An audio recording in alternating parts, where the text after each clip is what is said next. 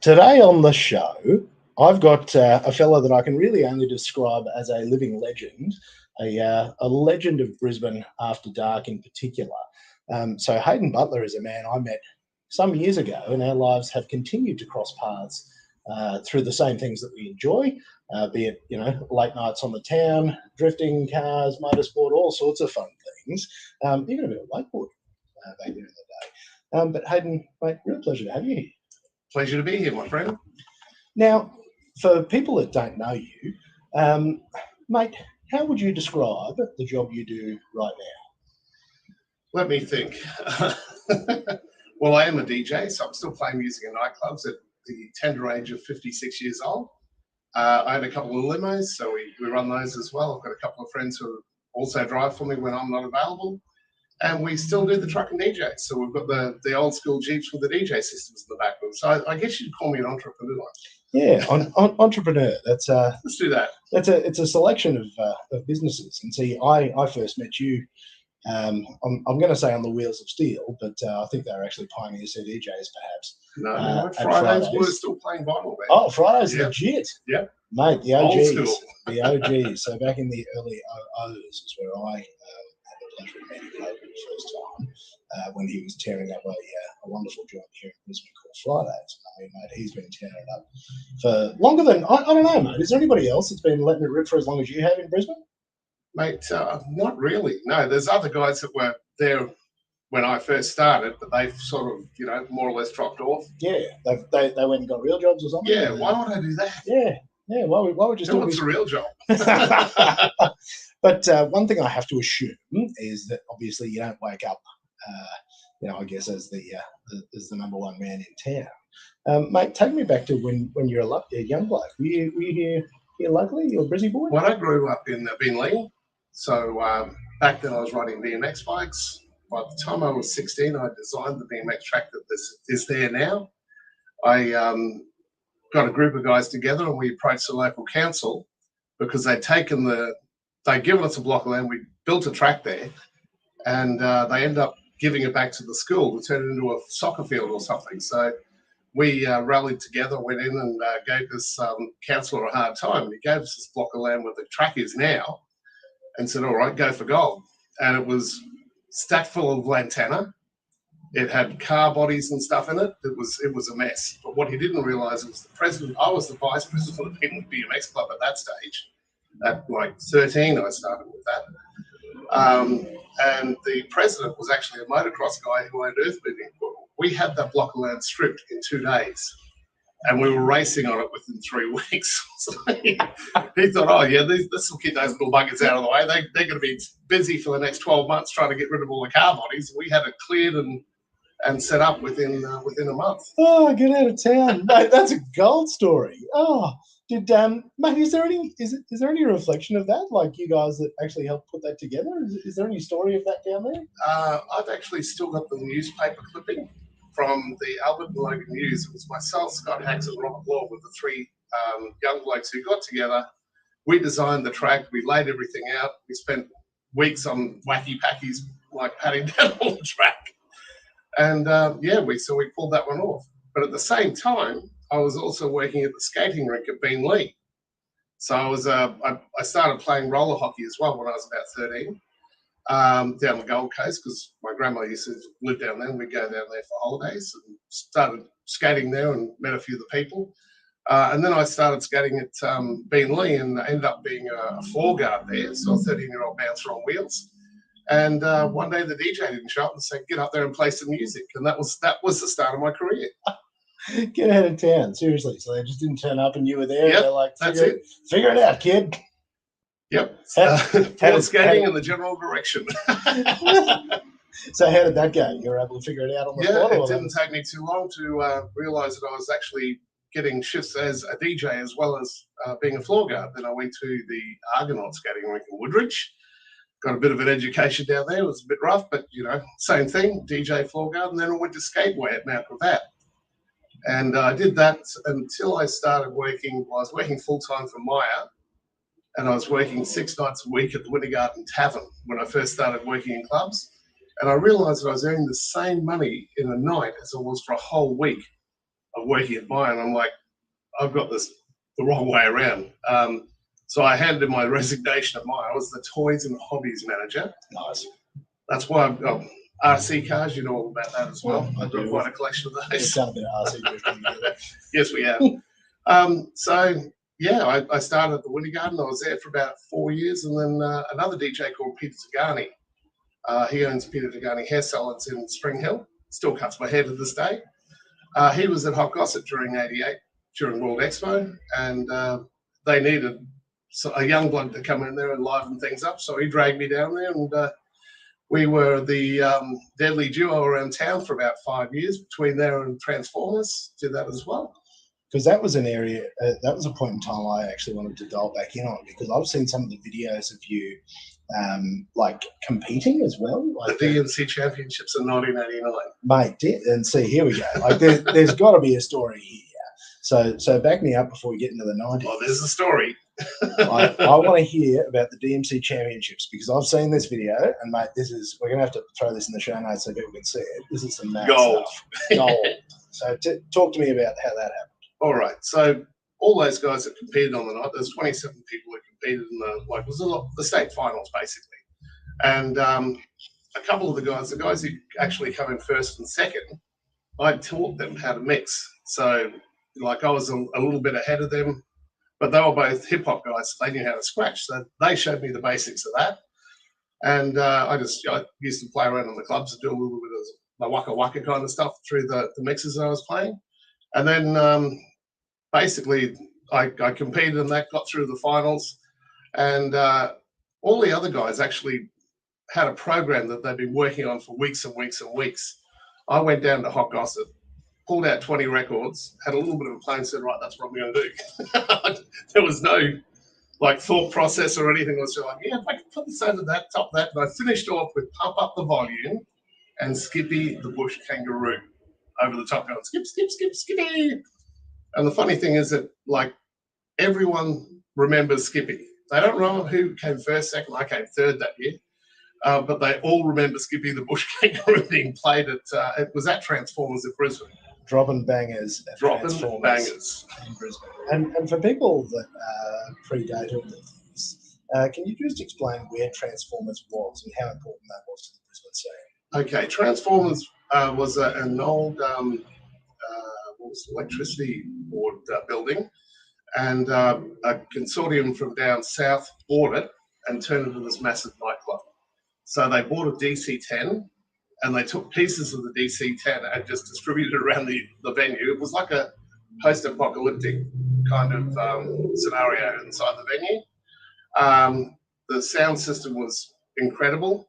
There was a DJ console on one side and a lighting console on the other. I think they had a 64-channel light mixer, and everything was amazing. They had a Fairlight video computer thing with I think it was 36 screens or something together up there. It was cutting edge. There was nothing like it anywhere in the state, definitely, and probably in Australia when it first opened up.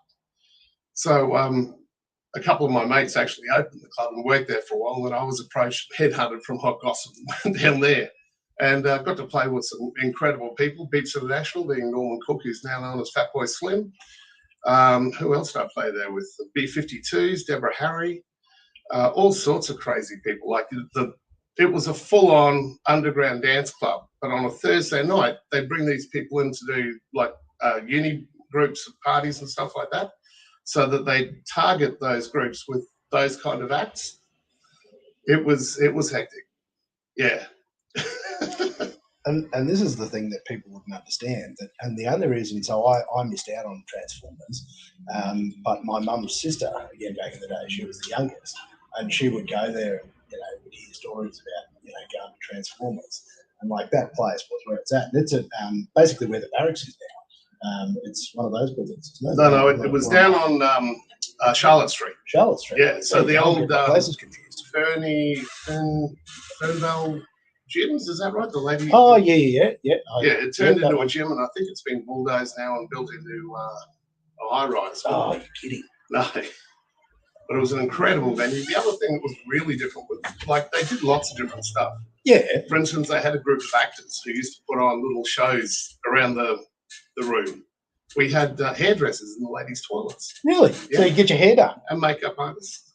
It was so cutting edge, mate. The main bar upstairs had a barber's chair, and we used to do laybacks in the chair. What? And drag people out at 100 miles an hour. Whole lot of fun.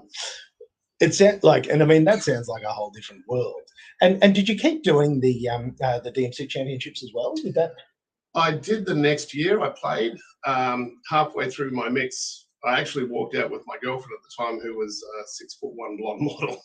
She was passing me records, and everyone was just shaking their heads because, you know, she was gorgeous.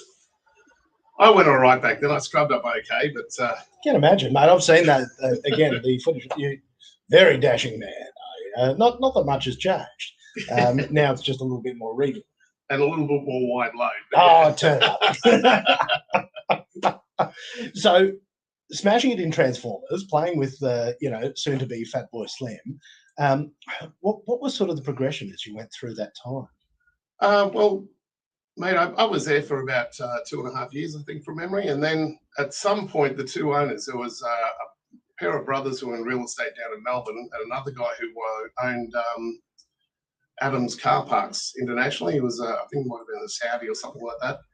He lived on a yacht, and he'd come into town every now and then. And there's some sort of animosity between the two. The bank got wind of what was going, and put Dewsbury accountants in as mediators to a place that was making 75 grand on a Thursday night back in 1991.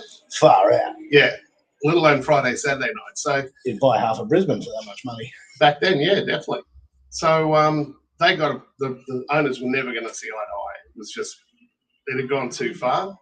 So they came in. They took an accountant's knife to all of the everything that was happening there, and they came to me and said, "You either take a 50% pay cut, or you're not employed here anymore." I was like, "Well, I'm the reason why you're making all that money, so why would you do that? But okay, have a nice day, and I'll go work somewhere else." So I ended up in Cairns at the end of the world for about, I think it was about 2 years. And when was that? Was that midnight? That would have been about 92, 93. So early 90s. And yeah. It was up there still backpacker crazy central. Oh, it was insane, mate. Anytime I had a day off, I'd either be scuba diving on the reef or bungee jumping or whitewater rafting. Like, there was so many awesome things to do. And those people will come into our venue and do like promos in the venue. So the bungee guys had this horizontal bungee thing involving a plastic glass of beer that you had to run and grab and drink before you got slungshot back into the wall. It was amazing. It was so much fun up there. Mate, one of the best nights I've ever had is a place up at Ely called Magnum's. Yep. Do the foam party. Yep. I'd never seen anything like that until I went there. And like, mate, this joint is covered like it's above your head with foam. I've never seen anything like that. That place, it's madness up there. They had two of those. There were two Magnums up in Cairns as well. So there was Magnums and Magnums too up there at the same time. I'm not exactly sure whether they're still there or not, to be honest. They may have sort of, pulled the plug out there. I'm not sure. I was up there a year or so ago, and I actually drove past it and was like, Magnums. Yeah, no, I'm a bit old for it now. That's not really my jam anymore. But at the time, what a spot. So you've spent a bit of time up there. You've gone to the tropics. You obviously didn't stay there. No, I was up there for about 1.5 years, 2 years, and then the owner of the venue decided he was going to try and hardball me on the pay again. So I was like, well, okay, fair enough. I'll go back to Brisbane. So hired a truck, loaded all my gear, because I had, I think, about 20 crates of records up there. Everything was vinyl back then. Loaded all in the truck with my clothes, and I bought a mountain bike to keep myself fit, doing downhills and stuff while I was up there as well. I actually took I did the first Kuranda downhill, which was pretty exciting, on a hardtail, what was it? Wow. Well, I'm BMX background. Yeah, so, okay, so you don't notice it, whereas I'm soft as butter, mate. Dual suspension if you go down. Yeah, I bought, it was a GT Avalanche. Yeah, right. Yeah, so bought that, met some of the guys doing the mountain riding up there, took them to the BMX track. and showed them how to jump canyons and stuff on a mountain bike. They were pretty excited about that because most of them were used to just doing this. I'd be throwing the bike all over the place because from BMX background. And what's the trick to actually doing that? You just got to send it harder. You've got to send it harder, and you've got to time it. Yeah, like if you throw it too hard, you're going to end up overshooting the jump. Yeah. So you got to get it like just in that sweet spot. Yeah. Where you can, I guess, judge the distance and you know how hard you got to push it. Yeah. To clear. Get it to carry it. Yeah. I don't have. Same as motocross, same as drifting as well. It's all about timing and timing and feel. Yeah. See that I understand. So we're in the where are we up to? We're in the late 90s here. No, we're still in the early 90s. In the early 90s. Oh, this is fantastic. All right. So we're in the early 90s. I'm in Kansas. Old mate You've loaded up. Yep. Yeah. It's the pay dispute again. Yep. So I'm heading back to Brisbane and I get this phone call from old mate. He said, "Can you stay for another 6 months? I'll give you a pay rise." And at that stage, I made a commitment to come back to Brisbane and work at Lexington Queen, which was Hot Gossip renamed and repackaged. So I went back there, worked there for about 6 months, and then got offered Easy Street in Ipswich. Did that for, I think, about 3 or 4 years. Might have been 3 years. And we had all the, when E Street, the TV show, was going, and that kind of stuff. We had the guy, Marcus Graham and Tony Perrin and all these other, all these like TV stars, all the guys off Hey Hey It's Saturday, including Pluck It Up. That's cool. He was fun to work with. Me, him, and a couple of bottles of tequila at the front of the bar, at the front of the stage, pouring into people's throats. That was lots of fun. See, back then there wasn't anything like what we have now as responsible. No, it'd be pretty loose. Yeah. But there also wasn't as much coverage. So, true. If you're misbehaving, it wasn't as probably widely distributed. You'd hear it by name and not by nature on the mobile phone the next morning. Yeah, which is much safer. And let's face it, Daryl Summers, Red Simons, mate, those boys, that was peak. That was peak Australia. Like Saturday night, the whole family would sit down and watch it together. That's actually really hard to explain now, isn't it? Yeah. Like that the family would sit down at, what was it, like 6 o'clock on a Saturday night and for 3 hours watch Hey Hey It's Saturday. And religiously as well. Religiously. Like you're doing something anywhere on a Saturday, that's where you'd end up. You'd be at home or at a friend's place at a party watching Hey Hey It's Saturday. And see that quote from the council, it doesn't matter, gong him red. Like there's a whole generation now that don't even know what we're talking about here. Yeah, well, they have been doing a few sort of greatest hits kind of shows with that recently that I've noticed. I think there was one on about 4 or 5 months ago. Yeah, I did see that they had another crack. I think that he tried to revive it, but it just it's lost the sparkle. It's done its time, and it's ain't what you used to be. That's all right. Which is a shame. Yeah, it is a shame. That was a cultural phenomenon. Okay, so more star power back here. So that was in Ipswich. Ipswich, Easy Street. Yep. Easy Street, and then. Then I ended up. I got offered a job by Nigel Kilvington. Big Nige. What a dead set legend he is. What a legend. We have nothing but the maddest respect for Mr. Kilvington, and the reason that I've got a lot of love for him. There's actually there'd be a lot of people in Brisbane actually that have big love for that man. That was actually, there's a gift in my office that was from the. From that fraternity, and interestingly, we also have one of the CDJs from France. Right. I actually got it here in the awesome. in the Hall of Fame. So again, for people that don't know Big Nige, do you want to back that one up and tell us the story? Mate, he was the original general manager at Friday's Riverside. He was involved with Butler Hotel Group for I think 30-something years, and I worked with him for 25 years at Friday's. Amazing guy.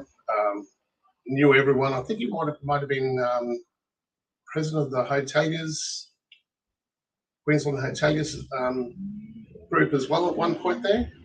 But just a really, really interesting guy to get to know. And when it comes to business and entertainment and hospitality, I consider him one of my mentors.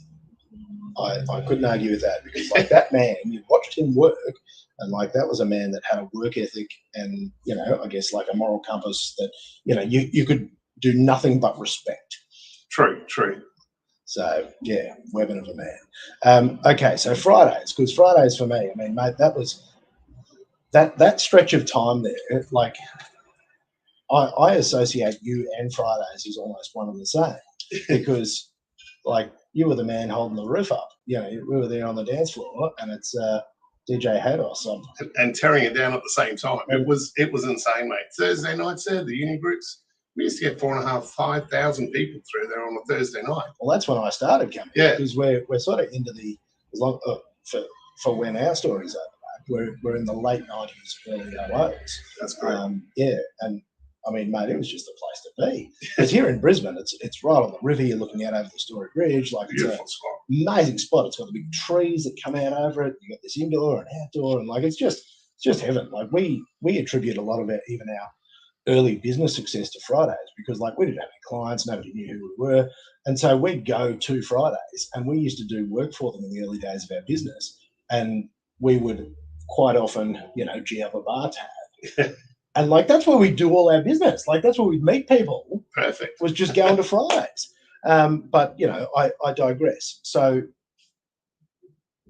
Fridays wasn't just a pumping success. Yeah, sort of right from the get go. Obviously, while I was working there, I was also playing in other venues. Like I was working down at Coco's at Broadbeach there for quite a while on a Sunday, Monday, Tuesday. I also did Tuesday nights and Fridays for quite a while with the they used to do a cocktail night, which was dangerous. Yeah, you pay, I think it was $25 or something here, and then there's food, but there's also certain drinks and stuff that are included in that $25. That was a very, very interesting night, that one. Lots of drunk people, you know, lots of fun. Obviously, you couldn't get away with it these days. No, these were slightly looser days. These were Correct. back when there were dollar drinks and you could like buy 20 rum and cokes for $20. 20-cent test tubes, or 50-cent test tubes. Yeah, all sorts of crazy stuff. Just genuinely a different era, a different time, far more irresponsible. And but you know, also people were still smoking inside. It was you know, it was a very different time where you go out and you just bloody stink and you come home smelling like I've never smoked. Yeah. But I'd come home, and when I first woke up the next day, I'd feel a bit hungover or something, even if I didn't drink. It took me years to realise that it was from the passive smoking. Because I get back to work the next day, and I'll be working, and I'll be like pumping and all excited and all this kind of stuff. I'm like, why don't I feel like that when I wake up? It's because of the passive smoking. It was the darts. Yeah. But I also did, whilst I was at Fridays, I did some work with Regatta, I did some work with Chalk, I did Monastery as well, Birdie Num Nums, and it got to a point at one stage there. Oh, hang on, we've got our little guest here. Hey, thanks, buddy. Now, this is a real family show. I've got the boy. Thank you, mate.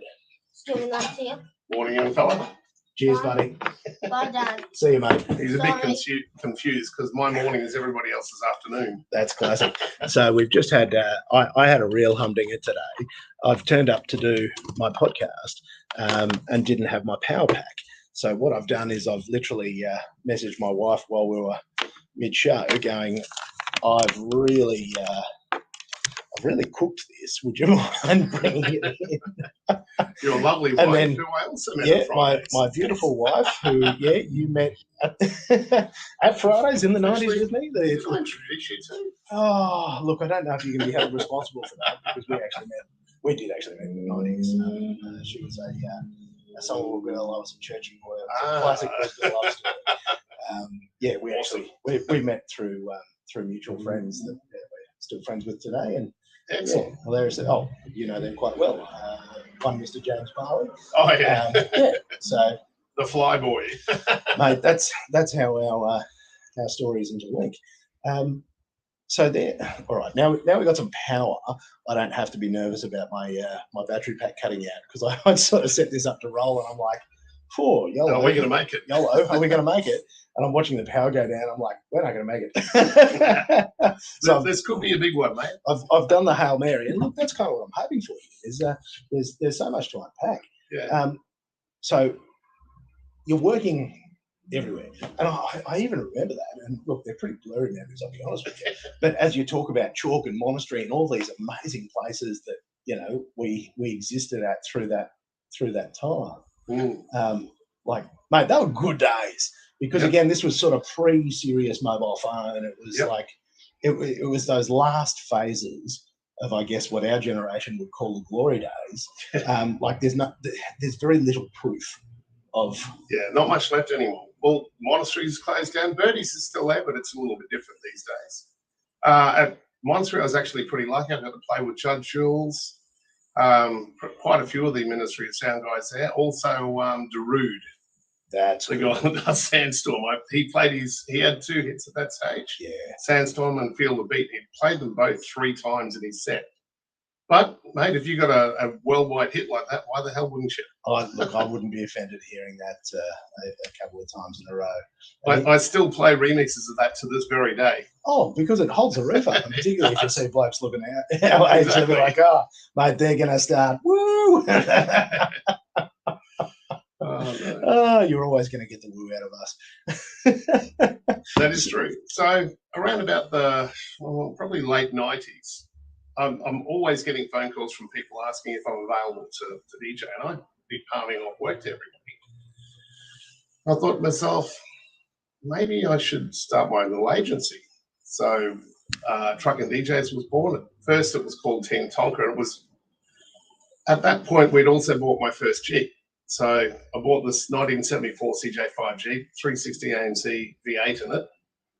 Likes to pull wheel stands, all that kind of stuff. And I thought, how can I do that and ride off on tax? I know, I'll put a set of decks on the back of it. Winning. So, and that started the whole Truck and DJs thing. So then I started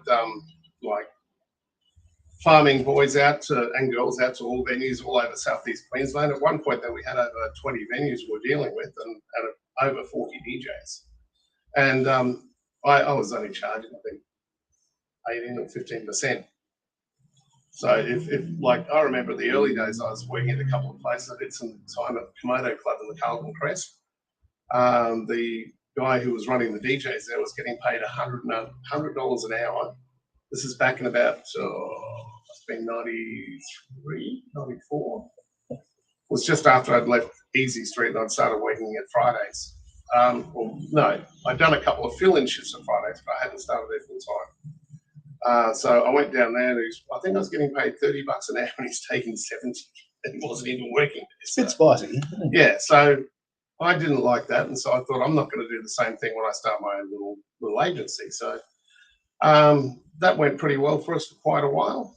We ended up with 3 Jeeps at one stage there, and we were like, there was gear and cars and people and promo girls and God knows what else going everywhere.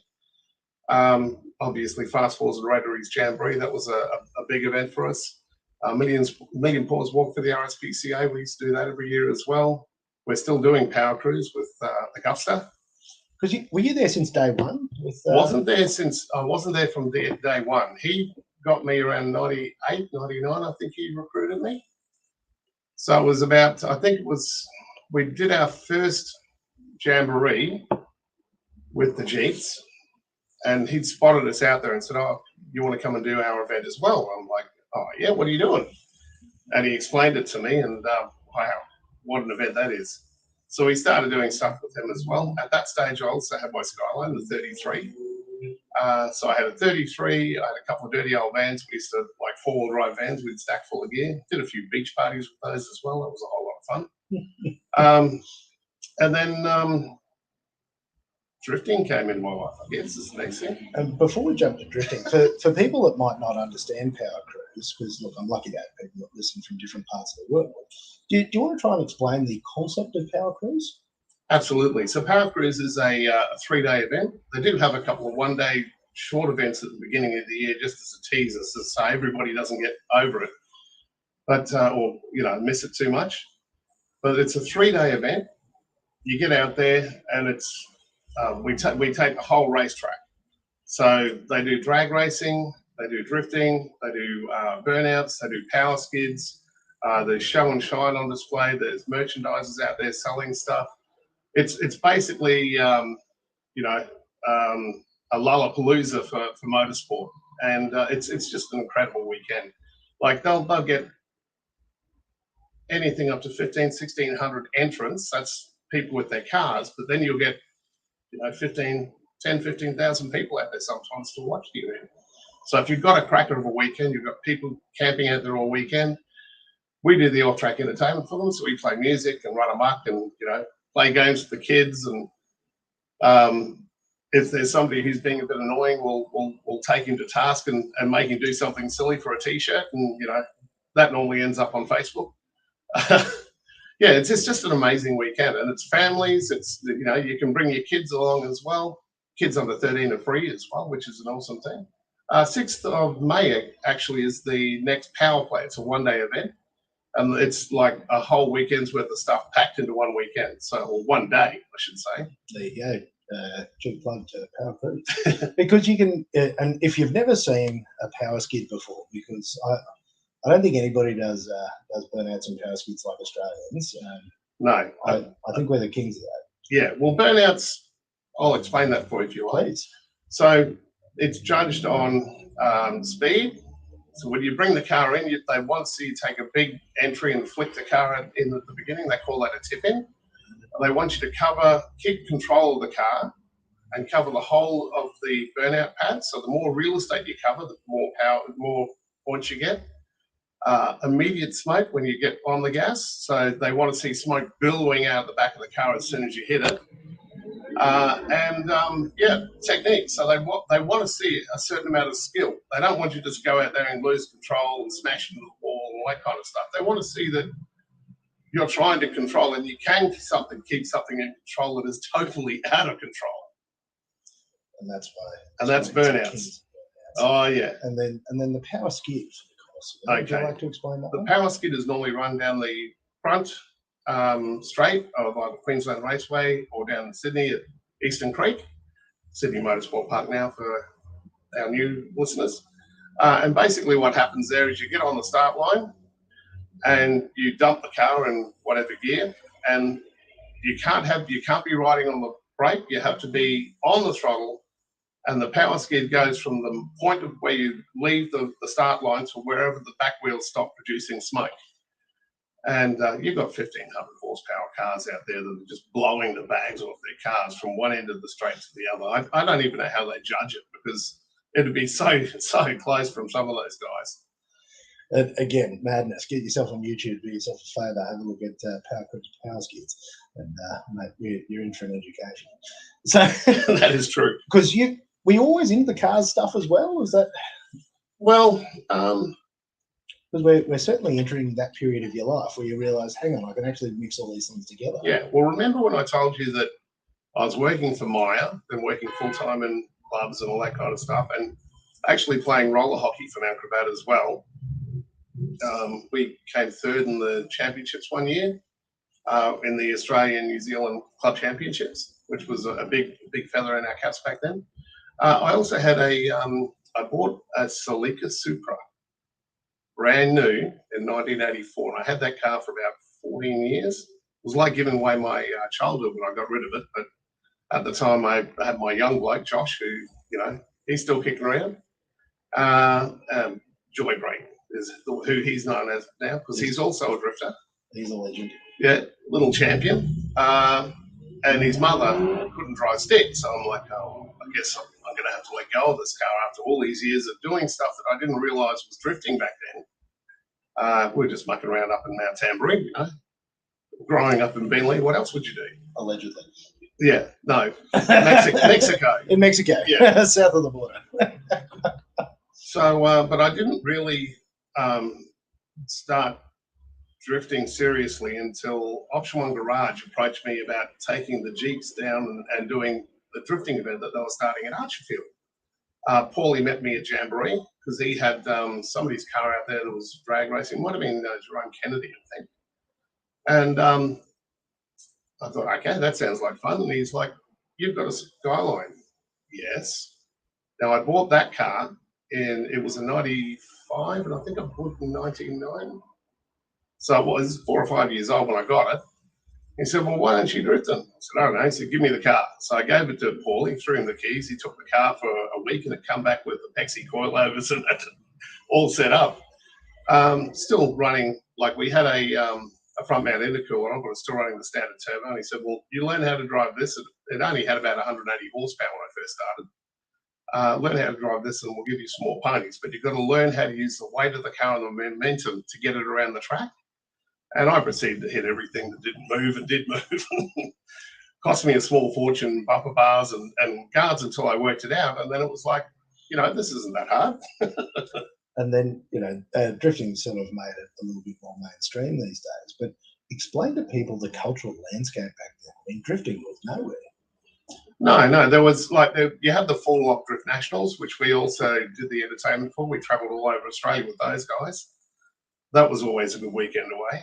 And I used to take promo girls with us, a couple of DJs, including Stu Duffy, was his soul. He passed away a few years ago. And basically play tunes on the hill, and then the after parties were always out of control. So probably the very last one we did, I was still working at Monastery, and it was a Sunday out at Queensland Raceway, and the boys had booked, back then it would have been GPO, and it was dead on a Sunday night.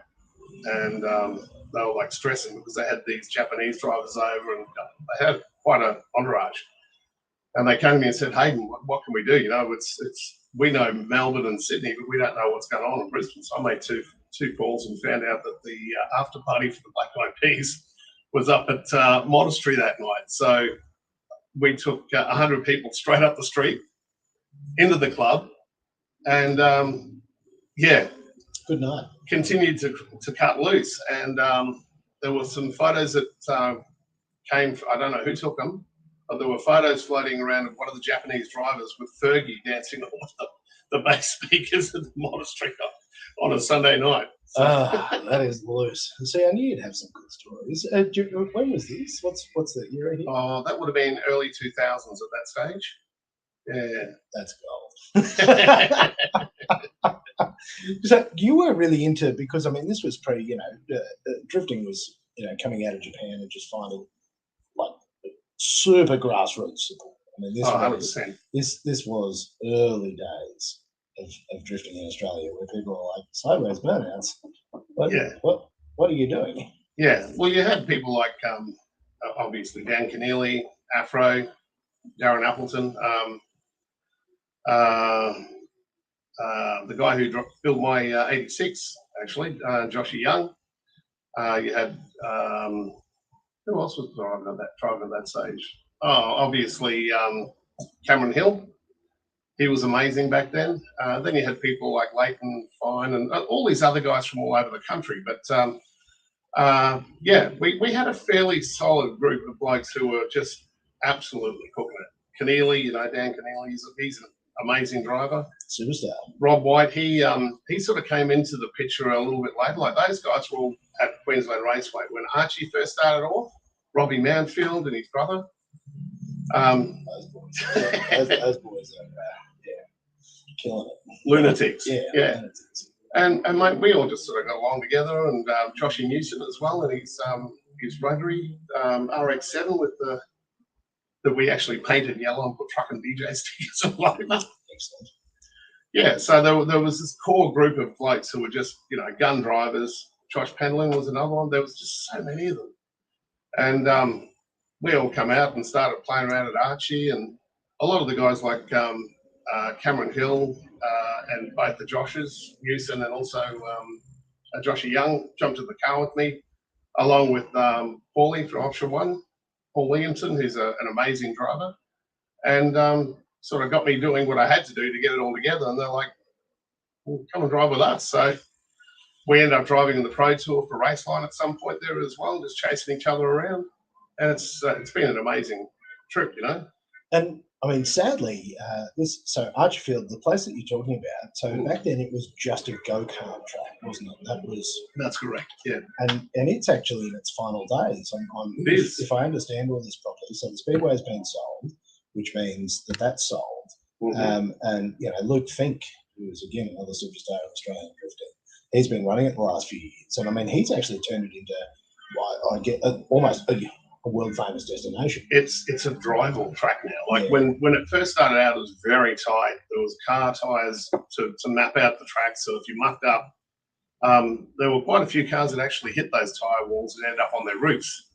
Whereas with Luke's input, he's an amazing driver. He's had so much experience. He's a really lovely bloke too. Oh, awesome. If you ever need help, he's always there. advice, same thing. You know, he's just an amazing guy. And he's done a wonderful job with that track because it was a go-kart track. And yeah, he's changed the lay of the land. He's added extra parts to it so that we can get more speed out of it. Like you could never do third gear on that track before he started doing stuff on it. So and that was the thing, he transformed it. He put, you know, like the Nico dropping stuff in there as well. yeah, that's pretty cool. I'm like, you're just the best. Like it was everything that place ever needed to become incredible, because he just the earth to get, you know, all the earthworks in and got the asphalt done. Like he just got it done. Yeah, I've actually got a photo of my 33 on 3 wheels going through that drop. Nice.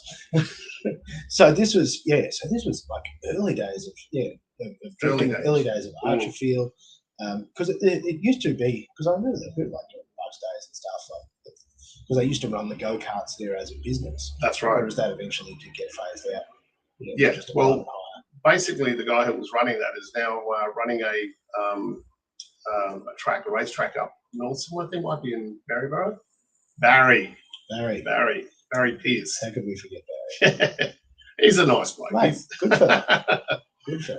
I actually helped him with a few different things with the track. Like he did a few events where he needed somebody to come and, you know, play some music and do some background stuff. And yeah, over the years. Yeah, and it's all, but I think it's also hard to explain how important Archerfield has been. So the drift track there to making Queensland and southeast Queensland in particular. You know, the joke is that we're the drift state, because there were very few places where you could go drifting very often. Whereas Archerfield drift track would run every Thursday night religiously, like all year. Then there were comps. It used to be Wednesday and comps on a Friday night. Yeah. So it was non-stop. So you could go drifting a couple of times a week. Correct. Which was why we had such a strong scene. It wasn't as expensive as what it is to spend a day out of QR or somewhere like that, because before you even get there, you've got a tank full of fuel and a 100 series Land Cruiser to drag your car out there. So you're out of pocket $100 before you even do anything. And an incredible number of people would drive their road registered cars to Archerfield. Yep. Well, my 33 was one of the last cars that was driven in the Pro Tour that was still registered. So I was driving to the track, competing all day, and then, you know, changing the tyres and driving the car home to, it would have been at Oxley at that stage. I remember one day actually down at, because I used to run Stadium Drift down at the Gold Coast at Parklands, which was amazing. Yeah, that was so much fun. Only a little tight track, but it means you could really put it on each other. And it had elevation change as well. And if you weren't into drifting back then, Parklands was actually, it's across the road from where the University Hospital is now on the Gold Coast. And they built a ton of accommodation there for, was it Commonwealth Games? It was a Commonwealth Games, yeah. So basically this track got wiped out. But it was an amazing place. And again, at its peak, they had, you know, motocross there and they had a full drifting field. And like that, they were some of the best days. Yeah, some show and shine stuff. We had burnouts there as well. Actually, somewhere on my phone, I've got saved me doing a burnout in the 33 and then Josh Young rolling out in his 86, which was red back then. It's now yellow and belongs to me. So one after the other chucking a burnout at Parklands, because we competed all day and then they did a burnout comp and was like, let's go do a skid. Something different. What's really quite crazy, I actually had a little handheld JVC video camera. And these were the days when I was actually learning like photography and film and stuff. So I just go to drifting because we go all the time and it's easy and cheap and fun. And I've actually got a ton of footage from Parklands. I've actually got an absolute stack. And I've still got it. I should probably actually throw it on the internet. But yeah, I've got a stack of stuff from drifting down there. Awesome. Yeah, some of the cars that were on display out there and the FMX guys that come out and do stuff as well. It was just an awesome weekend out. It was just, the best. It was like your X Games style stuff. Yeah, well, Ian, who used to run it, did a wonderful job of it. He's still floating around. He's got a mechanic shop down on the Gold Coast at Bundle, actually. Yeah, because he had that back then. Yes, he did. And he did wonderful things for the sport of drifting, because we had, I guess, what would be the best feeder program, because we had people just coming and playing at Archerfield. And then there was, that race line competition that ran around southeast Queensland. Yeah. And so guys would go from, just backyarding and a little bit of weekend stuff and a little bit of fun on the shorter track stuff. And then, as you got better, you go and do QR because you need so much more power. Yeah. And skill to be able to drift in Queensland Raceway. You really need to have a set to be throwing it around that track because you're carrying a lot of speed. If you don't know what you're doing, you'll end up in the sand trap on its roof or under the wall at the side, which I've probably covered most of those places over my period in time. Yeah, you can have a pretty bad time when that stuff goes wrong. Beached as broke. Because these, and for me personally, these were like glory days of drifting, like 07 to 2013 thereabouts. Yeah.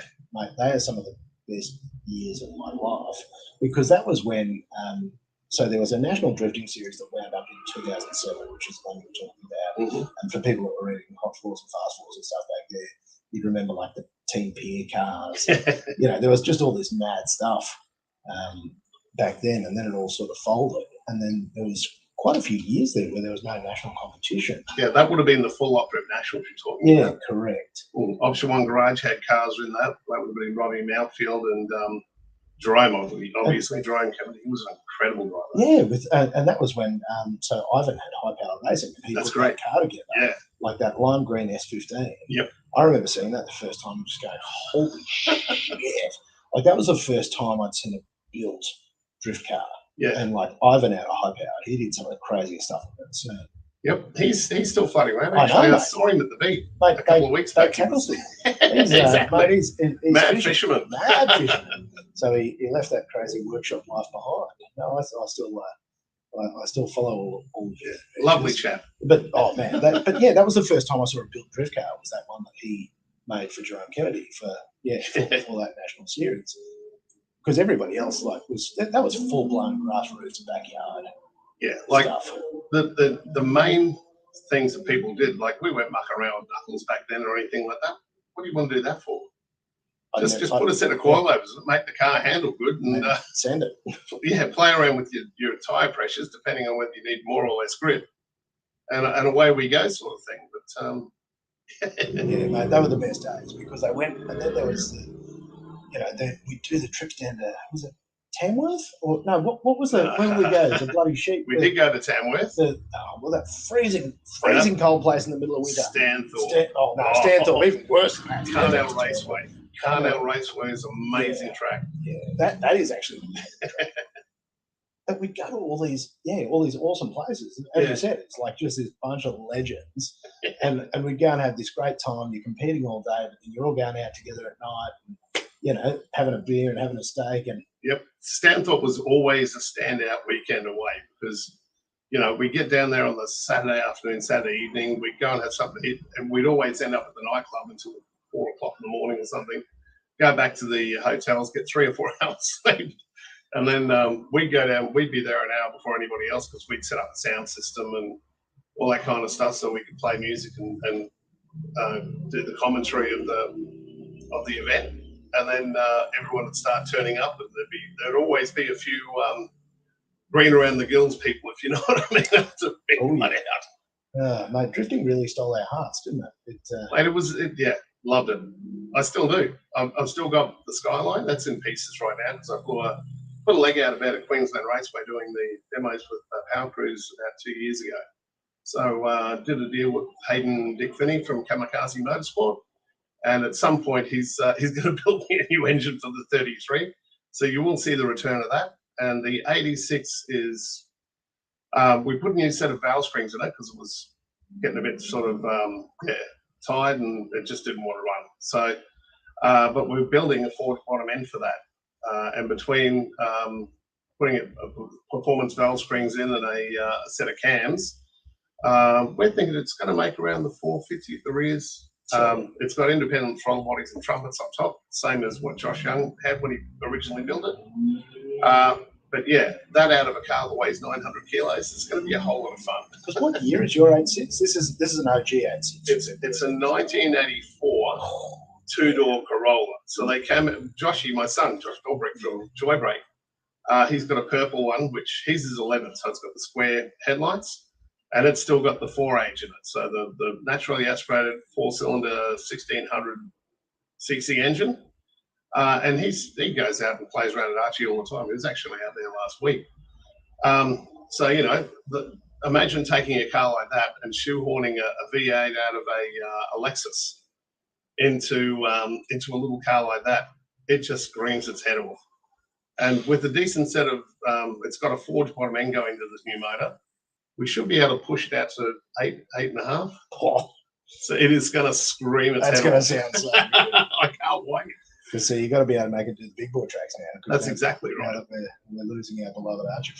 Yeah, well, at 250, which is what like a standard One New Zealand will make in that little car, you can get it around, but it's a bit sort of, you know, it gets to the top of the legs, especially if you're chasing someone who's got 500 or 600 horsepower in an S13 or something like that, you know. So, and also that little car, it's a very different car to drive. A lot of the drivers have said to me over the years, "I can take a lap in it because it's infamous," you know.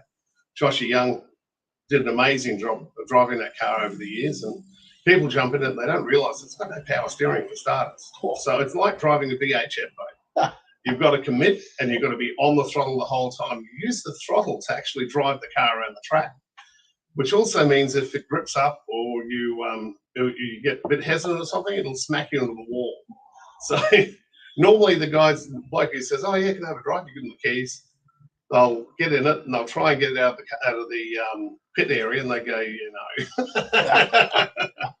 That separates the kids from the big boys. Oh yeah, and it's one of those cars. You know how they say elbows out? It's definitely an elbows out car. It's a good looking thing. And you've maintained that for a long time. How long have you had that one? Mate, I've had that, must be 8 or 9 years now, I guess. Yeah. Like right now, as I said, the engine was tired, so we're going to try and freshen the original motor that's in it up, which is just a wrecker motor anyway, whilst we're trying to build this forged bottom end for it. But in the meantime, we've put Techno-Tune toy 4-link in the back of it, 0 Ackerman knuckles in it. It's got Shockworks shocks all through it.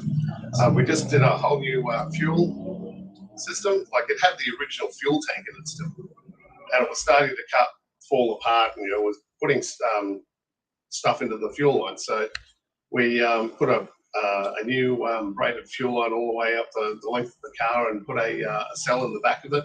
So we're slowly but surely bringing it into the what are we in now? The 20s, I guess. Yeah, the roaring 20s. The roaring 20s. Yeah, we're currently going through total economic and societal collapse. So hopefully we'll see some roaring off the back end of these 20s. Oh, geez. Yeah. Mate, you don't have to tell me anything about that. Through the, like, obviously being a DJ, the government didn't support the entertainment industry when the COVID come through. Mate, so, as somebody who also works in and around the arts, they shut the bed pretty hard. Yep, it wasn't good. And yeah, I was like, okay, what am I going to do here? I'm either going to have to sell my kidneys, sell everything I own, and just live off whatever, my equipment and stuff, or find a job. And luckily for me, the Gut from Power Cruise, he was starting out a trucking business. He called me up and said, "Hey, I hear you're looking for work. You're looking to do something because what was going on." And I said, "Yeah, what have you got in mind?" Because Gut's always an interesting person to work for. You never know from what direction he's coming or where we're going with it. But so you should come and drive trucks for me. And I said, "Trucks? I don't have a truck license." He said, "You'll have one in 2 weeks." Okay. So I went and it took me a week to get my truck license. And that was it. I was delivering for Lloyd's Auctions, anything from lounge suites and fridges to cars. Now, the old wheels, the old knees aren't so good anymore. So it was a little bit tough on me, but it did me a lot of good because it proved to me that I was still physical enough to be able to do that kind of stuff, even though it was a bit painful, obviously. It got me to drop 28 kilos in about, must have taken me less than 12 months. So I call it the Guster diet. And, I'm none the worse off for it. And I made enough money to be able to navigate my way through COVID, which was absolutely catastrophic for the hospitality and entertainment industry. That was terrible. Like all the stuff I've ended up doing before the arts business and like they decimated that and basically didn't consider it a real job.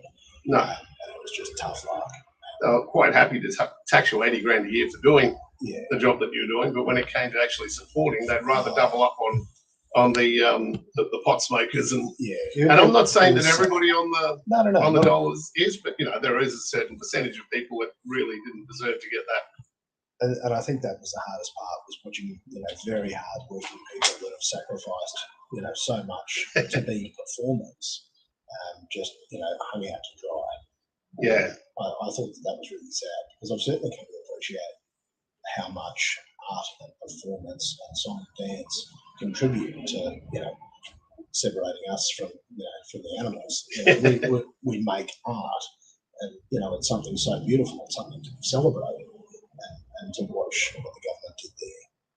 Yeah, it was a little bit disappointing on their behalf, but look, at the end of the day, what doesn't kill you makes you stronger, and I must be the Hulk one now, I reckon. Mate, you must be the Hulk. You'd be able to bench press a couple of players.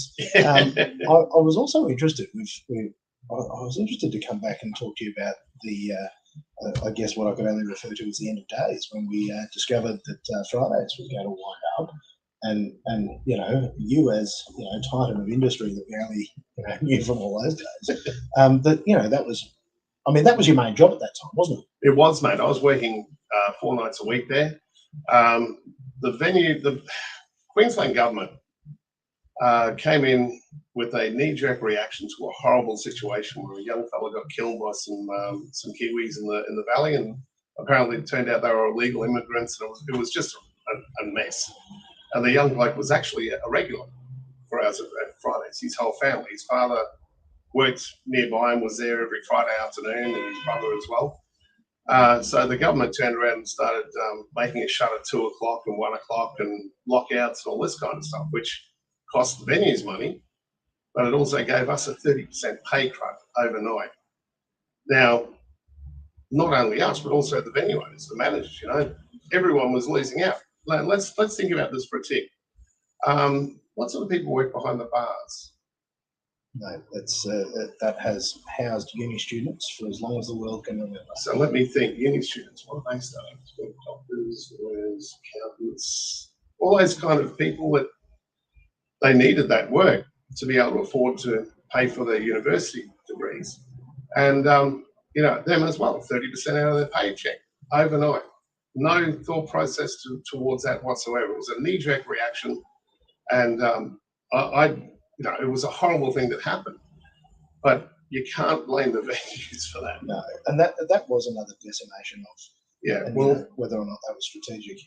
Well, what that did was knocked a lot of the smaller operators, the people like the guy that owned the Normanby Hotel. He just got fed up with the hierarchy and the malarkey that was going on with licensing, and they were giving him a really hard time. And even Fridays, we had licensing down there doing noise tests in an empty venue on a Monday night with still air, with no bodies in the place to absorb the sound, and that's where our sound levels were set. So they just made things way too difficult for everybody. And then when Oz Venue Company came into the picture and made them an offer, they decided to step away from the venue. So the hotel group sold out. There's another consortium who bought Normanby. We used to all the music festivals there. So, supply some of the DJs and do the sound production.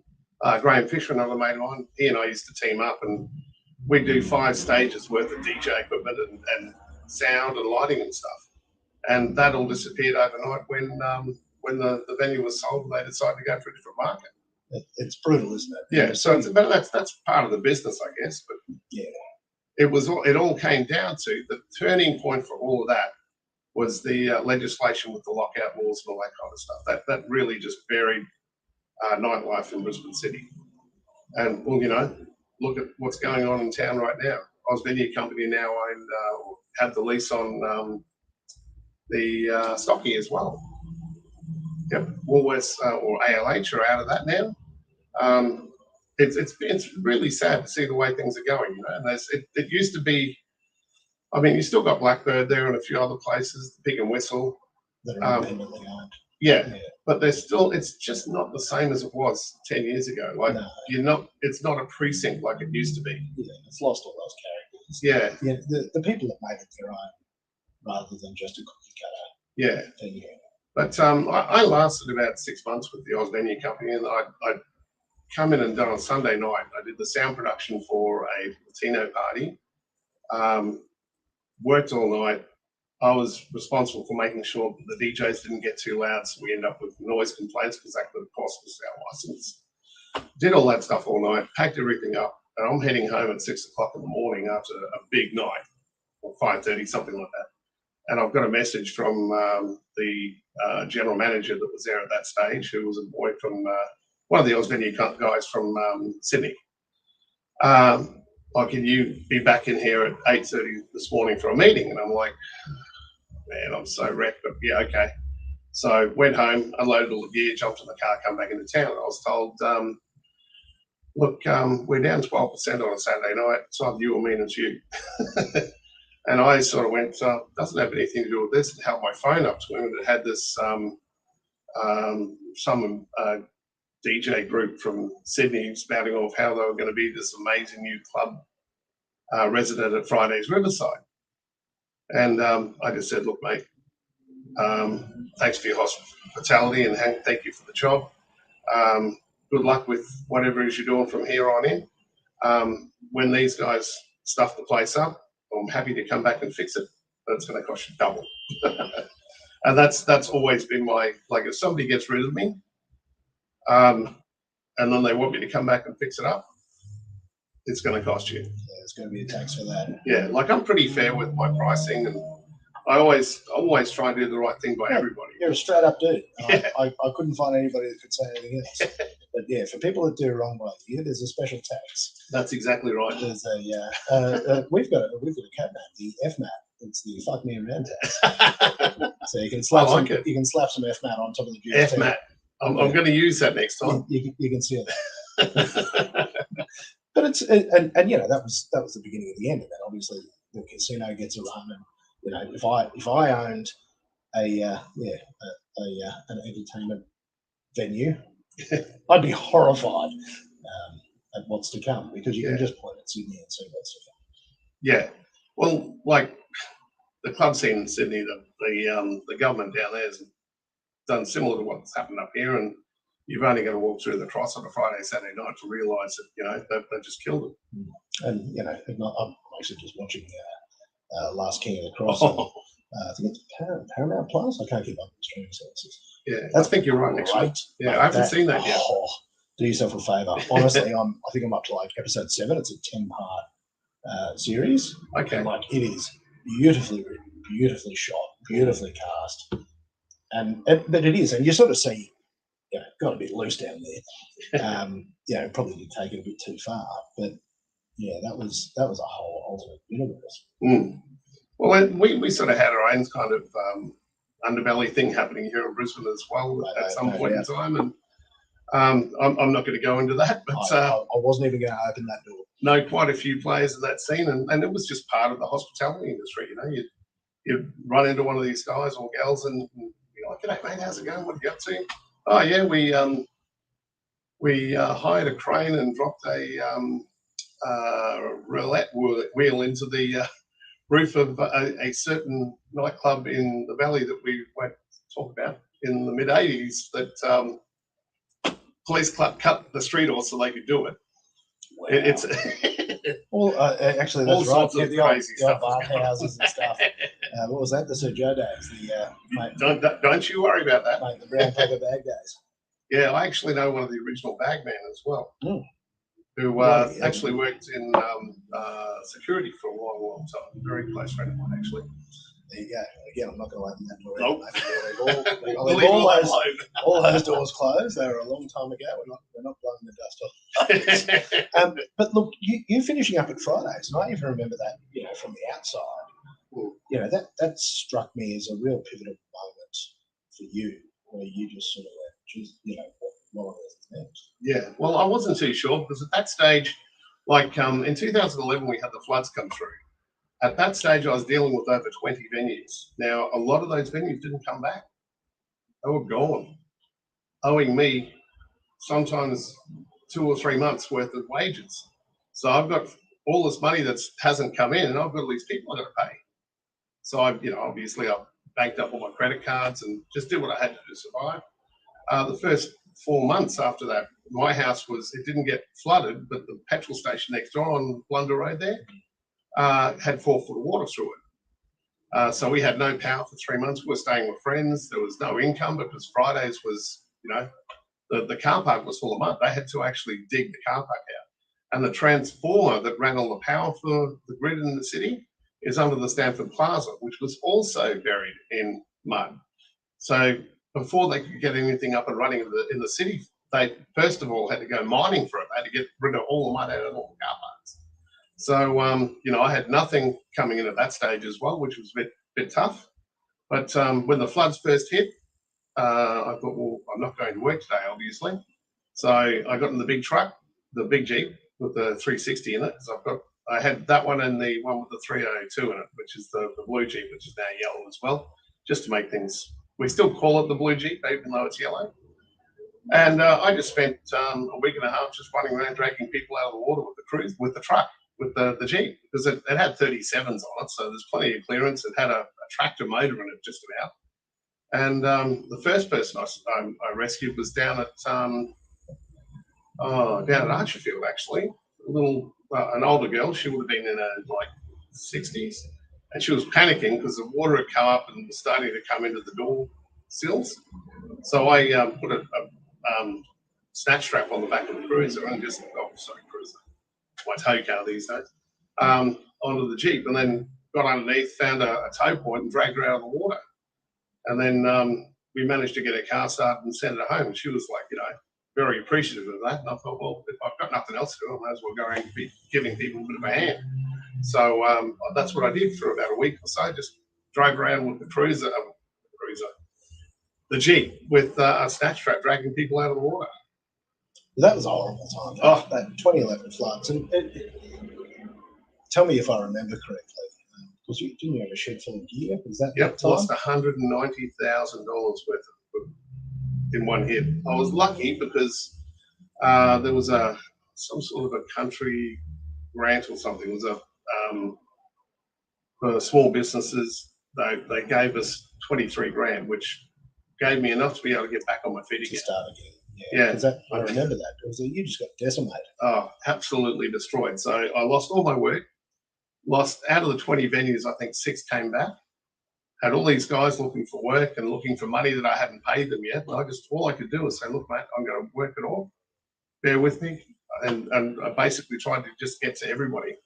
And that's what I did, So after that, I thought, well, bugger this, I'm not doing this anymore. So I had a couple of venues still. I had Fridays, I had Normby. We were doing stuff at Chalk. Also had some DJs at Birdie Num Nums at that stage. And it's like anything, mate. It's sliding doors. Some of the new manager will come in and there'll be some sort of change of direction, or he used to be a DJ somewhere, so he knows all his friends. And we got to a point where it's like, you know what, I'm just going to play the simple life for a while and just do a couple of clubs and leave it at that. And then obviously Fridays happened. So I started doing some bits and pieces around town. I was doing enough work, just solo jobs everywhere, to keep us afloat until COVID hit. And I think it was a matter of weeks between Fridays sacking me and then COVID happening. And that's where we ended up with all of that. And I mean, that was because again, it was so hard to watch because we were all like mate. It wasn't just the floods that sent us under, and trying to get yourself back going again. And I remember you were out driving the trucks and you were ripping around. And you're like, "Hey, anybody need anything from Sydney?" And you were like, just calling out and going, "Right, what else can we move?" But I guess that's that entrepreneurial spirit as well, isn't it? Yes, mate. You just figure it out. I'm a small businessman, and if I don't come up with new and unusual and different ideas, how am I expected to survive? So I'm driving a truck and I'll pull into somewhere and you start chatting with the guys, you're dropping off whatever, and they'll be like, "Oh, where are you going next?" And you'd be like, "Oh, I'm going here. Oh, I've got to get this to there. Oh, yeah, I could do that on the way back." And I'd negotiate a price and end up giving Gup a handful of money when I got back from the run. He's like, "What's this for?" I did a few extras on the way through. It's funny actually. After I finished up with him, because we had that hailstorm come through Green Bay. We were renting out there for quite a while, and the house we were in got badly damaged, and the owner refused to fix the roof. Didn't work out till later, but he busted up with his wife during COVID, had a new girlfriend, and wanted to move back in. So that he was just trying to force us out. Towards the end of COVID, but we're still in COVID. Every house that was available, there's 60 or 70 people applicants, and we applied for about 40 houses before we finally found one over in Butler. In fact, we were actually homeless for a while, for about 3 months. So we were couch surfing. I had my brother with me at that stage because we moved from there to in with him, and then his owner decided he wanted to move in with into his house. So we waited for my brother for about 6 weeks, and he had a back injury while I was helping him to get back on his feet again.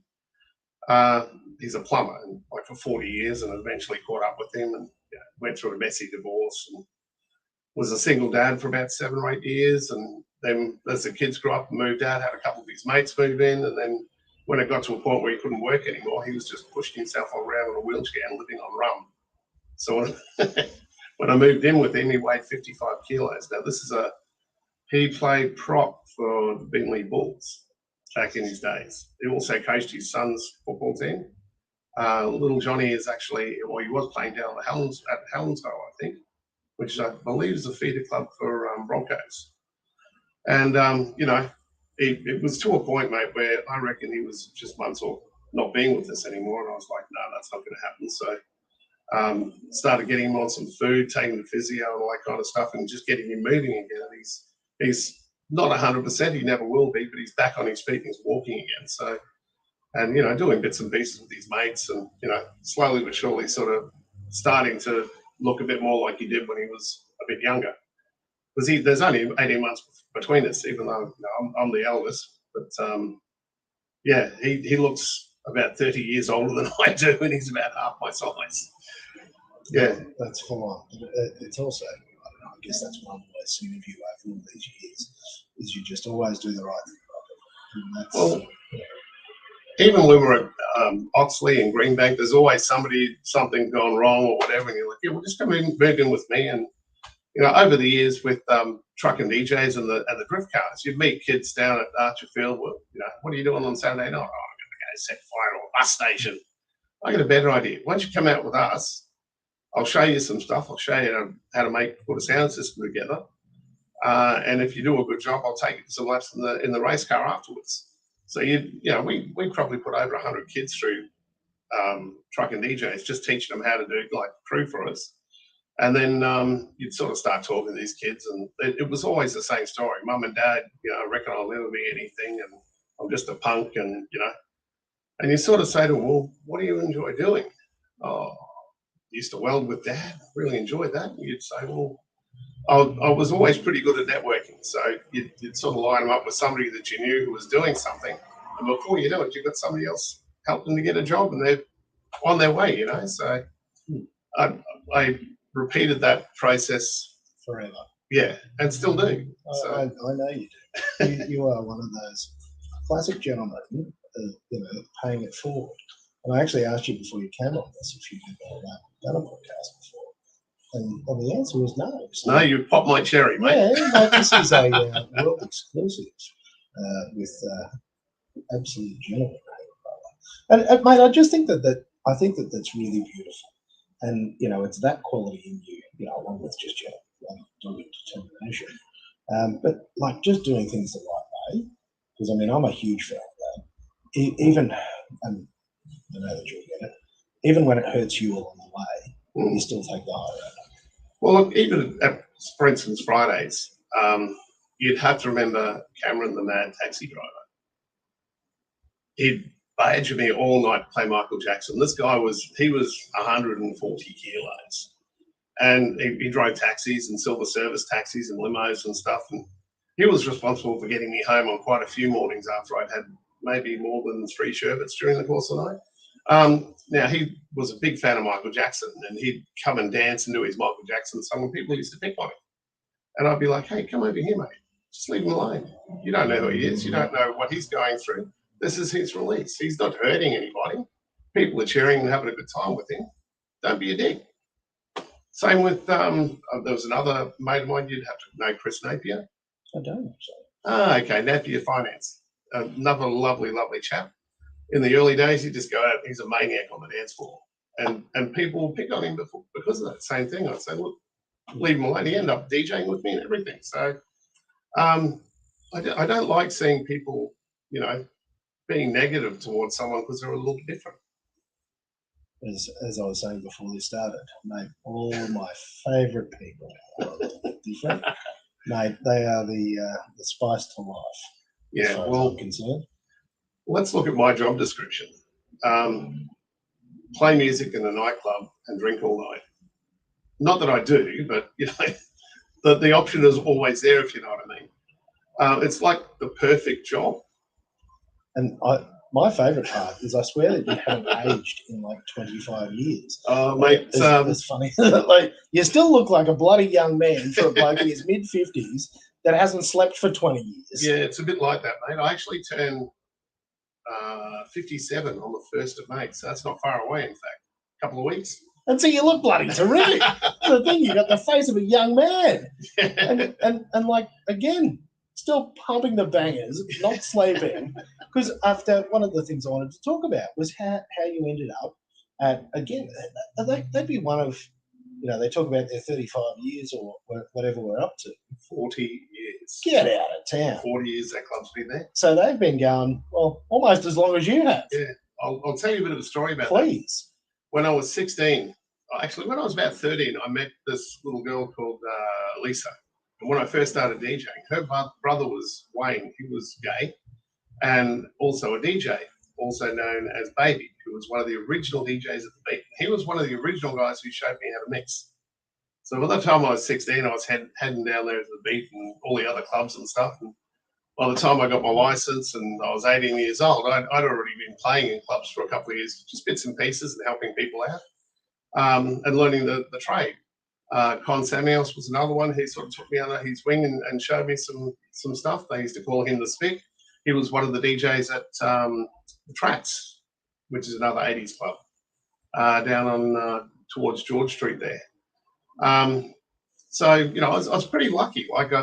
And then I met Mark Marchant, who's Mark B, who was the original DJ at Transformers, but he also worked at the Tunnel on the Gold Coast. And before all of that, he was actually working at Rogues and Underwood. So I used to go down there and give him a bit of a hand and give him a break and play a few tunes. He met me at Skateway at Mount Gravatt when I was playing there. He used to come out Sunday nights and I'd be playing all these club bangers on a Sunday because all the guys, everyone that used to go on to the clubs on a Friday, Saturday night would turn up at Skateway at Mount Gravatt on a Sunday, the Birdcage session, and I'd be playing stuff like Boom Boom Boom, Let's Go Back to My Room, and Sex Over the Phone by the Village People, and all those big club bangers that happened back in those days. And they'd be all dancing around on the skating rink and carrying on. And that went on for until I started working in clubs, and I just didn't have the time to be able to work at the rink anymore. Because so you're now, and is it resident? I don't want to incorrectly title your. What's your current job there? Well, yeah, I'm basically the resident DJ at the Cockatoo Bar at the Big Mega Club. So the club upstairs, which is the Pride Anthem room, and I'm playing basically handbag stuff, things that you if you close your eyes and you think, would I be able to see a drag queen doing a show to this song? Yes, then you should play it.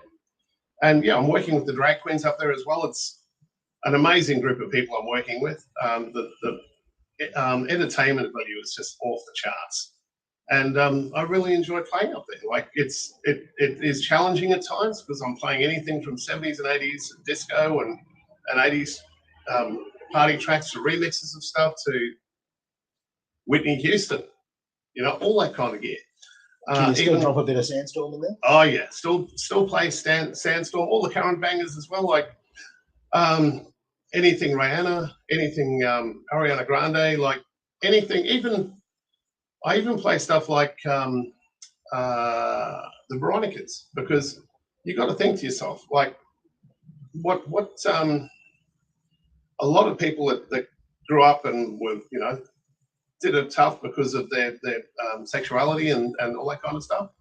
They turned to emo music and music that they felt and it meant something to them. You know what I mean? And that's another part of like I program music when I'm playing music. I think about who's there, who's been sitting around for too long, who's been on the dance floor for too long. How am I going to get them to the bar so they'll buy a drink and we'll make a bit of money? That's the way my head thinks when I'm playing music. But on top of that, I don't like playing the same songs over and over and over again. So I used to play a 12-hour set at Fridays Riverside on a Friday night and not double up on anything. I'm doing 5 hours at the beat, and it's the same thing. I never double up, but it's like a musical journey. So you might hear a couple of things you're not too keen on, and it's like, oh, hang on, I like that one, and you're off again. And it's all about you know, reading the crowd, the way they're moving to whatever it is you're playing, the way they're dressed, you know, haircuts, all sorts of stuff, even age groups. It all comes into, you know, what you're sort of doing with your head to be able to work out which way you're taking the music. And I think it's pretty sensational. Now, I'm also conscious of the fact that it's getting quite late here. It was daytime when we started. It's not daytime anymore.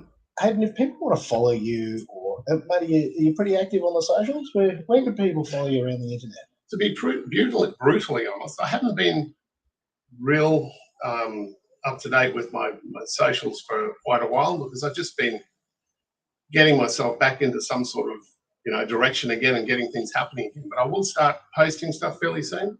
Like we'll be at Queensland Raceway on the last weekend in April for the Superbikes. We're taking a Jeep out there, playing music and doing all the crazy stuff we do. We've got Power Play coming up on I think that's the 6th of May. And then from memory, the following weekend is Winter Jam, which is the Car Revive guys drifting event out in the drift playground out the front of Queensland Raceway. So we've got a big sort of 4 or 5 weeks coming up. Like this week will be me going through sound equipment, making sure nothing caught fire the last time we went out, and you know, starting to pack the van to get ready to go out there. So yeah, like I'll start putting stuff up on Facebook again. I think you can also find me on Instagram. I'm not too hard to find. My name is Hadyn, Hadyn. It's a little bit of a different spelling, Butler, Butler. You can also find us in Butler Limos, because we haven't even spoken about that yet. Well, mate, we're not wrapping up before the end of Butler Limos. No, we're going to get to that. I was slightly buzzed in the back of a Butler limo going, hey, can you come on my show?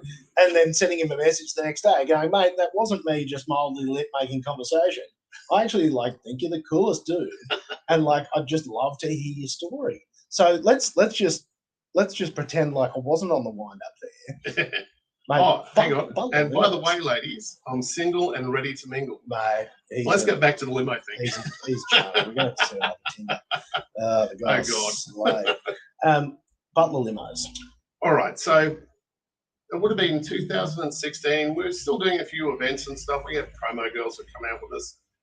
And we just didn't have enough room in the cars to move everyone around. We're still driving the Jeeps everywhere. We actually drove those 2 Jeeps to Sydney with trailers behind them full of equipment to do a jamboree down there one year, which was that was an epic ride. But that's beside the point. But yeah, that would have been horrible. 2007. It was definitely an adventure. Let's call it that. What's life if not an adventure? So yeah, the limos. I bought the first one. I made actually a mutual friend of ours, Studsy. The man. He said, they've got a silver Statesman, a WH Statesman limo sitting down at the yard right now, and they're trying to get rid of it. Would you be interested? And I'm like, how much they want for it? He said, it's been over the auctions about 3 times in 22 and hasn't got a bid. And I said, I'll offer him 5 and see what he says. And he's called me back 10 minutes later and said, he'll take 6. And I'm like, where's my vehicle? I'm not kidding you. Oh, you stole that, mate. So, you're a burglar. So I took it home, and we've had to do a few things to it, running repairs, all that kind of stuff. And then it got hammered in the hailstorm, got written off, and the insurance money paid for the white car.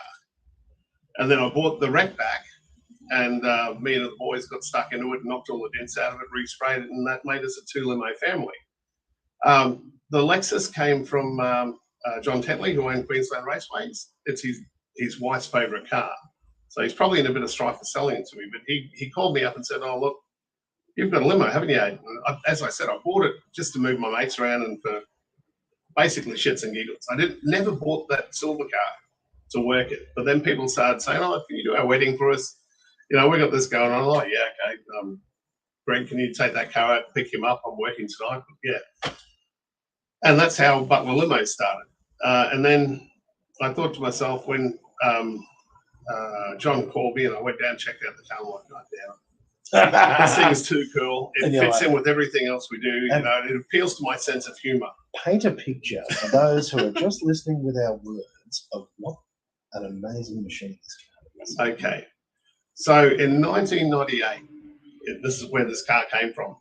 A young fella in Adelaide went into the Lexus dealership, bought a brand new LX 470, so the top of the range Land Cruiser, basically 100 series Land Cruiser, put 10 kilometres on the speedo, driving it to a coach workshop in Adelaide.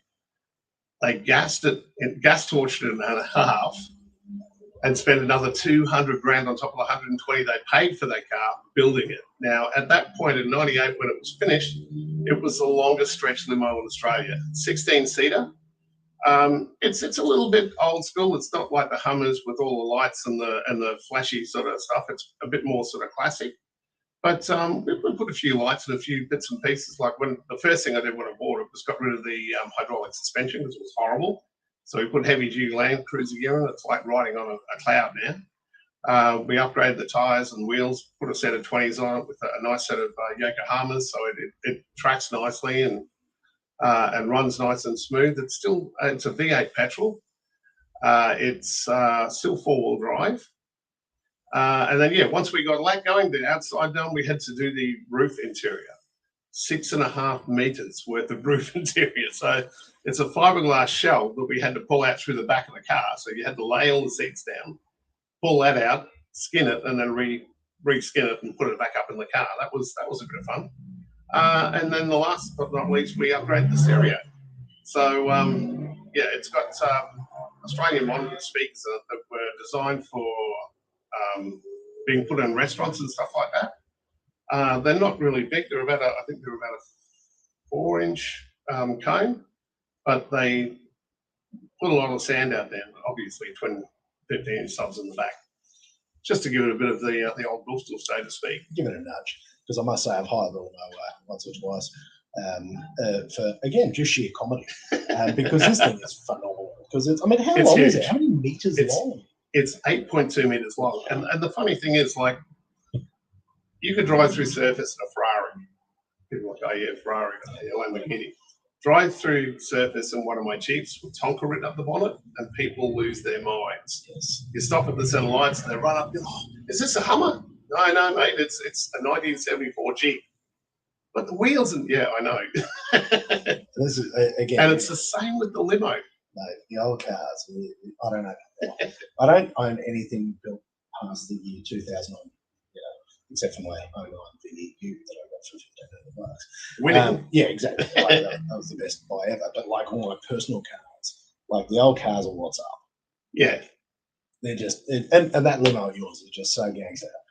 Like, it's a cool old thing. And like, think about it for a second. A lot of people that had 100 series Land Cruisers, when the 200s came out, sold their 100 series, bought the 200, hated the fact that it was, I think there's about a ton less towing capacity for starters, and they just got rid of the 200s and went back to the 100s. They'd been a popular car, and like, yeah, I only paid 10 grand from Stunsy. burglar. In saying that, the car was sitting in a paddock and it was full of rubbish. It was it was just being used as a spare truck, and everyone was just throwing the rubbish in the back of it, all that kind of stuff.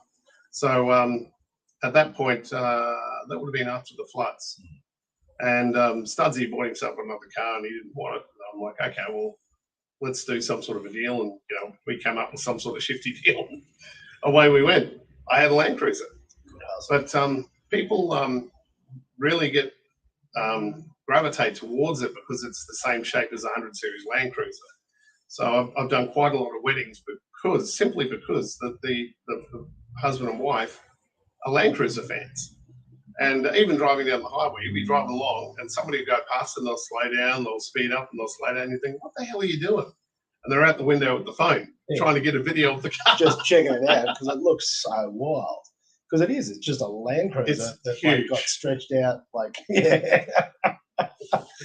Oh, Butler limos. Hey, how good's that? Yep. So the man can drive you, entertain you, and that's my favourite part. It's like, so, you know, Hadyn himself is driving.